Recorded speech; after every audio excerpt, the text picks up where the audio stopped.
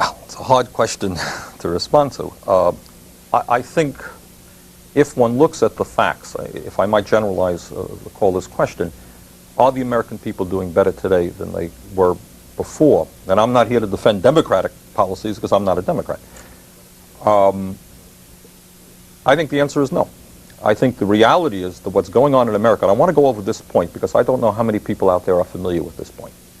Not only is the gap between the rich and the poor growing wider, but we have a situation now in the United States where the richest 0.5% of the population owns 45% of the wealth.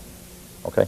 That means the richest 1% owns more than half of the entire wealth of this country, and the other 99% of us share the other half. Okay? And that gap, of course, under Reagan has grown. The rich are richer and the poor are poorer. Second of all, there was an interesting story that appeared in the papers a few months ago, and it talked about the fact that while we have now several million people sleeping out on the streets, while the average standard of living for the average American worker has declined during the last decade, what we now have in this country, and the good news is, I suppose for some people, is we have a doubling of billionaires. So all of you who are billionaires out there are doing very well. We went from 22 billionaires, not millionaires, billionaires, to 41. So at the same time we've seen a doubling, or almost a doubling of billionaires, we now have people sleeping out on the street. We have millions of minimum wage jobs being created which people can't live on. The woman seemed, I'm delighted to hear that that woman's family is doing very well, and obviously there are many other people who are doing well.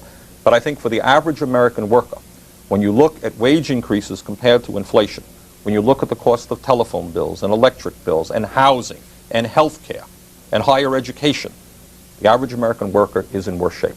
And the disparity between the rich and the poor is growing worse.